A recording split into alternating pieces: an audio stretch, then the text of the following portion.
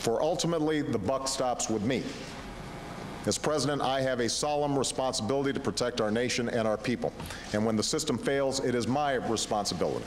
And when the system fails, it is my responsibility. My responsibility.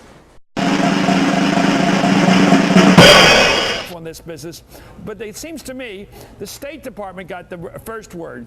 The word then got to the FBI, so no problem with the State Department's handling of this in Lagos. The CIA got it from both fronts. From Yemen, they knew there was a Nigerian. From Lagos, they knew there was this Nigerian. They sent the word to the counterterrorism unit in Washington. They never sent it over to the FBI, which is responsible for the watch list. Will somebody get fired?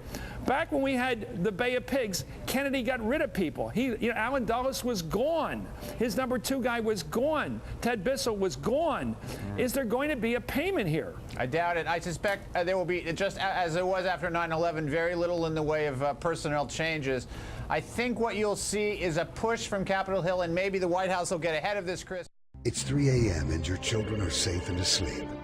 But there's a phone in the White House and it's ringing. Something's happening in the world. Your vote will decide who answers that call.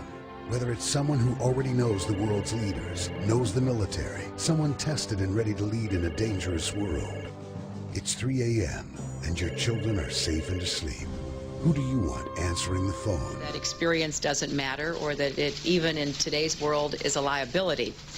But as generals and admirals, ambassadors, and other senior leaders charged with protecting our security know, experience doesn't just count for something. Often when lives are on the line and a decision must be made, experience counts for everything. This president wasn't sufficiently focused on terrorism. Do you agree? What my husband did, and that's fair, because after all, politics is about trying to make it clear why people should vote for you instead of your opponent. But when I hear him criticizing the 1990s, I'm always wondering which part of it didn't he like, the peace or the prosperity, because I liked both. We all want an America defined by deep and meaningful equality, from civil rights to labor rights, from women's rights to gay rights, from ending discrimination. There are no acceptable limits, and there are no acceptable prejudices in the 21st century in our country. We have a common task and a common challenge. Why can't we see that we are all in this together? 18 million of you from all walks of life.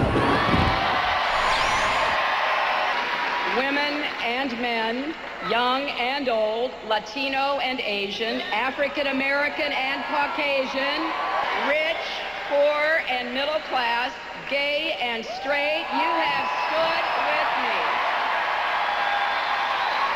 And I will continue to stand strong with you every time, every place, and every way that I can.